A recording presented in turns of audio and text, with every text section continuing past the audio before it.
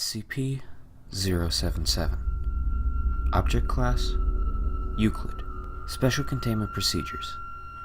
SCP-077 is to be kept in Research Sector 861 on top of a 0.5 meter steel pedestal in a 3 meter by 3 meter by 3 meter chamber with 0.5 meter thick steel reinforced walls. The reinforced steel hatch door to the chamber is to comply with AH-37 protocol and is to be guarded at all times by 2 Level 1 personnel. A boom mic connected to a speech recognition system should verify that all pronunciation is within standards. A camera is to be mounted within the chamber to record any changes.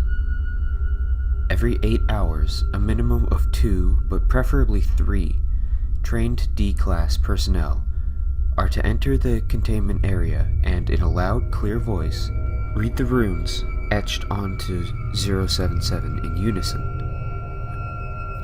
The reading must be performed by individuals who understand the full meaning of the runes being read, who are able to pronounce the entirety of the inscription correctly, and who are no more than 30 centimeters away from 077. All personnel must undergo a 1-week training session with Foundation linguists for pronunciation, reading, and dialect coaching. A minimum of 20 D-Class personnel are to be trained or undergoing training at all times. Trained D-Class personnel are exempt from termination until such time as they have been replaced.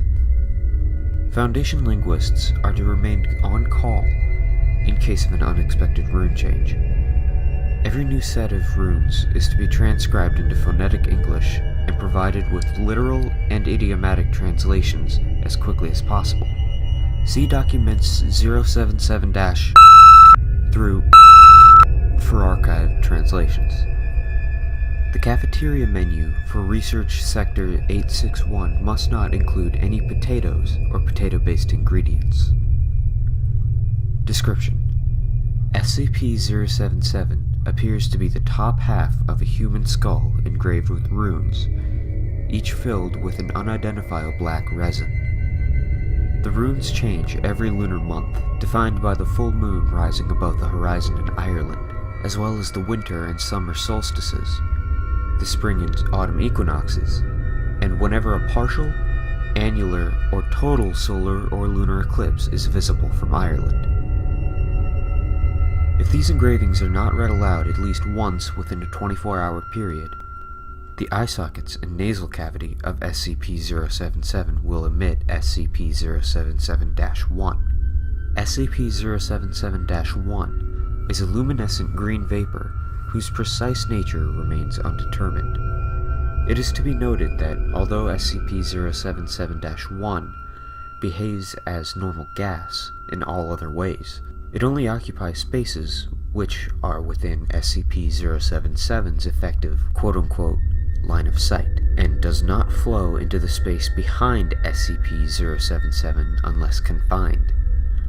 Opaque, impermeable barriers of no biological content can provide temporary protection from SCP-077-1. However, attempts to permanently contain SCP-077 within opaque containers have failed, due to the artifact's production of sufficient quantities of SCP-077-1 to explosively rupture these containers. All biological material, with the obvious exception of SCP-077 itself, which comes in contact with SCP-077-1, is instantly transformed into a viscous, malodorous ooze. The ooze has been identified as the rotted flesh of potato tubers, which have been severely infected with the potato blight. 1 cubic centimeter of SCP-077-1 transforms upwards of 800 grams of biological material.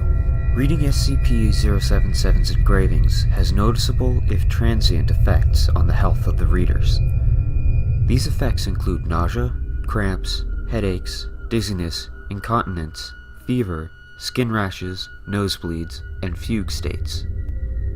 Effects intensify as time between readings increases, and can become cumulative for individuals who read the engravings too many times consecutively and/or too frequently. readers have a 60% chance of developing an allergy to potatoes. Addendum 077-1. The artifact was recovered from in the village of Ireland. Locals had built a shrine around the artifact, where upwards of participants would engage in a nightly ritual. Fragmentary ritual documents, retrieved from the remnants of the village church and library, indicate that the artifact existed as early as 1848, at which point in time it is described in highly positive terms, including protector and By 1869, however, references to the artifact are fearful, resentful, and couched in euphemism.